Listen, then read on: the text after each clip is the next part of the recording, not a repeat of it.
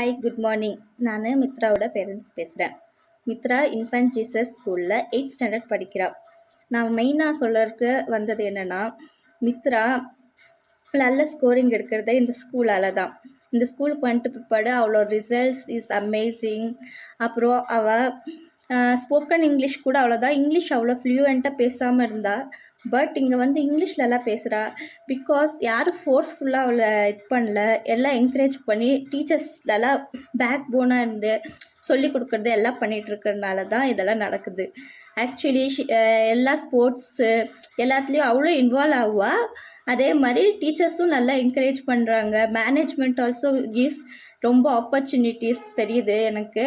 பார்த்தா ஒரு ஆவரேஜாக அவள் இருந்த ஸ்டூடெண்ட், பட் இப்போது நல்லா ரேங்க் ஹோல்டராக மாறுறதுக்கு காரணம் இன்ஃபன்ட் ஜீசஸ் ஸ்கூல் தான்.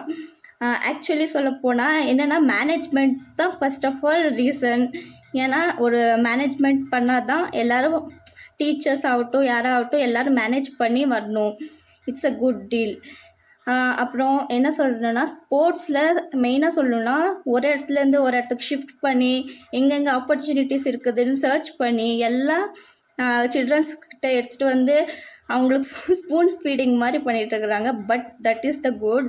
ஏன்னா வேறு எங்கேயும் ஆப்பர்ச்சுனிட்டி க்ரியேட் பண்ணுற அளவு இன்னும் குழந்தைங்களுக்கு மெச்சூரிட்டி வரல. But teachers they search for every opportunities and குழந்தைங்க கையிலேயே கொடுக்குறாங்க. ஸோ நான் இதை சொல்லப்போனால் super. But spoken English class கூட நடக்குது. என் பிள்ளைய நான் ஜாயின் பண்ண வச்சுக்கிறேன். ஸ்போக்கன் இங்கிலீஷ் கிளாஸில் கூட நான் நல்லா பேசுகிறேன். இப்போ கொஞ்சம் ஃப்ளூயண்ட் ஆகிட்டா. இன்னும் இம்ப்ரூவ் ஆகும். இன்னும் டீச்சர்ஸ் கொடுக்குற எஃபர்ட்டில் கன்ஃபார்ம் ஆகிடும்னு எங்களுக்கு ஒரு நம்பிக்கை இருக்குது.